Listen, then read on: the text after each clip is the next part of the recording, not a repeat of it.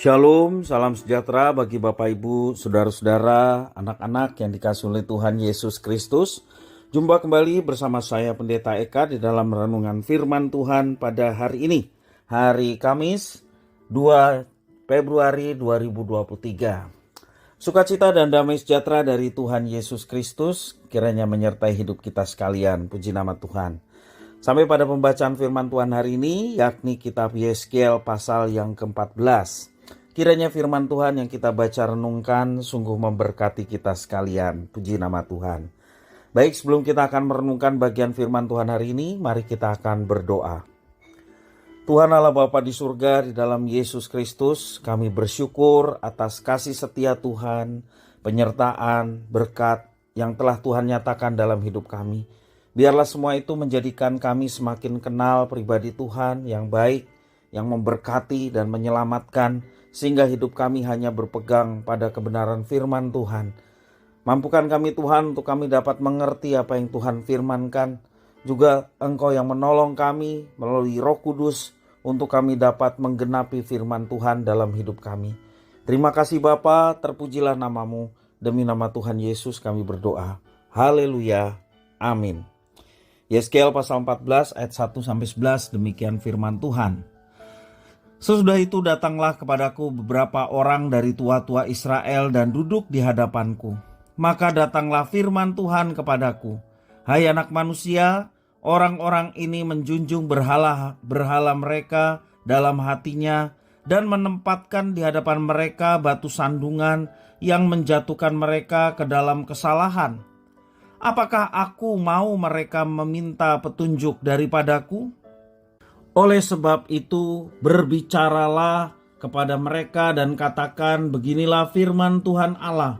Setiap orang dari kaum Israel yang menjunjung berhala-berhalanya dalam hatinya dan menempatkan di hadapannya batu sandungan yang menjatuhkannya ke dalam kesalahan, lalu datang menemui Nabi, aku, Tuhan sendiri, akan menjawab dia oleh karena berhala-berhalanya yang banyak itu, supaya aku memikat hati kaum Israel yang seluruhnya sudah menyimpang daripadaku dengan mengikuti segala berhala-berhala mereka. Oleh karena itu katakanlah kepada kaum Israel, beginilah firman Tuhan Allah, bertobatlah dan berpalinglah dari berhala-berhalamu dan palingkanlah mukamu dari segala perbuatan-perbuatanmu yang keji. Karena setiap orang, baik dari kaum Israel maupun dari orang-orang asing yang tinggal di tengah-tengah Israel, yang menyimpang daripadaku dan menjunjung berhala-berhalanya dalam hatinya dan menempatkan di hadapannya batu sandungan yang menjatuhkannya ke dalam kesalahan, lalu datang menemui Nabi untuk meminta petunjuk daripadaku baginya. Aku, Tuhan sendiri akan menjawab dia. Aku sendiri akan menentang orang itu dan aku akan membuat dia menjadi lambang dan kiasan dan melenyapkannya dari tengah-tengah umatku. Dan kamu akan mengetahui bahwa akulah Tuhan. Jikalau Nabi itu membiarkan dirinya tergoda dengan mengatakan suatu ucapan, aku Tuhan yang menggoda nabi itu, maka aku akan mengacungkan tanganku melawan dia dan memunahkannya dari tengah-tengah umatku Israel. Mereka akan menanggung kesalahannya sendiri, baik yang meminta petunjuk maupun nabi, supaya kaum Israel jangan lagi sesat daripadaku dan jangan lagi dinajiskan dirinya dengan segala pelanggaran mereka. Dengan demikian mereka akan menjadi umatku dan aku akan menjadi Allah mereka. Demikianlah firman Tuhan Allah. Bapak Ibu, saudara-saudara yang dikasihi oleh Tuhan, dalam kehidupan suami istri, bagaimana mungkin orang berharap kepada seorang bila dalam hatinya sudah memiliki orang lain sebagai pegangannya? Demikian tua-tua Israel datang meminta petunjuk Tuhan kepada Yeskiel. Tuhan menunjukkan bahwa mereka ini menjunjung berhala dalam hati mereka. Inilah yang membuat mereka tersandung dan melakukan kesalahan di hadapan Tuhan. Dan terhadap orang-orang seperti ini, Tuhan memerintahkan agar seorang nabi tidak menjawab mereka. Tuhan sendiri yang menjawabnya dengan menentang dan melenyapkannya. Nabi yang tergoda untuk memberikan jawab akan mendapat hukuman dan dipunahkan dari tengah umat Israel. Demikianlah nabi yang tidak dengar-dengaran akan firman Tuhan. Hukuman akan diberikan baik kepada umat maupun kepada nabi yang menjawab pertanyaan umat yang sudah memberontak itu. Tuhan ingin agar umatnya kembali terpikat kepadanya. Tuhan ingin umatnya bertobat dan berpaling dari segala perbuatan mereka yang jahat dan keji di mata Tuhan, dan mengetahui bahwa Dialah Tuhan yang berkuasa dan telah memberkati mereka. Dia ingin agar umat Israel tidak tersesat lagi, tidak menajiskan diri dengan perkara-perkara penyembahan kepada allah-allah lain, dan kembali menjadi umatnya dan Tuhan menjadi Allah mereka. Bapak, Ibu, saudara-saudara yang dikasihi Tuhan, kerinduan Tuhan yang sedemikian menunjukkan bahwa Tuhan begitu mengasihi umatnya dan ingin umatnya itu bertobat dan kembali kepada Tuhan. Tuhan ingin agar umatnya yang tersesat terlebih dahulu bertobat dan meninggalkan semua kejahatannya. Umat seperti itulah yang pada akhirnya mendapatkan pengasihan, pengampunan, dan penerimaan kembali oleh Tuhan.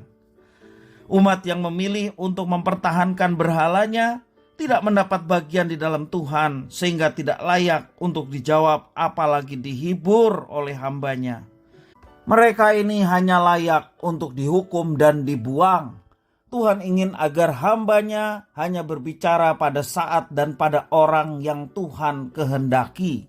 Bapak, Ibu, saudara-saudara yang dikasihi oleh Tuhan Yesus Kristus, tidak ada gunanya berdebat tentang Tuhan dan kehendaknya terhadap mereka yang menolaknya di dalam hatinya.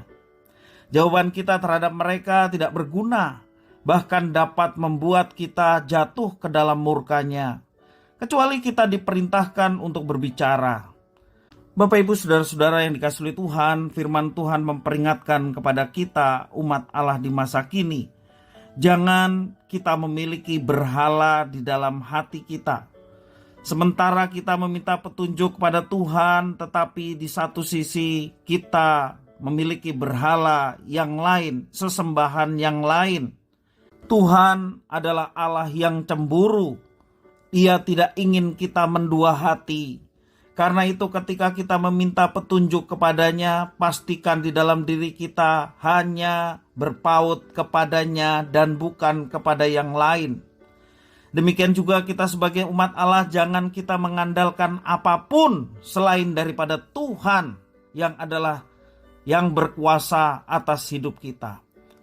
Jangan tunggu sampai Tuhan menjatuhkan hukuman kepada kita, baru kita datang dan bertobat kepada Tuhan. Sudah habis waktunya. Selagi waktu itu masih ada dan kita sudah menyakiti hatinya, sesegera mungkin kita datang kepadanya, mohon pengampunan dan bertobat dan kembali kepada Tuhan. Mintalah petunjuk hanya kepada Tuhan. Andalkanlah Tuhan dalam setiap tantangan dalam kehidupan yang kita sedang hadapi.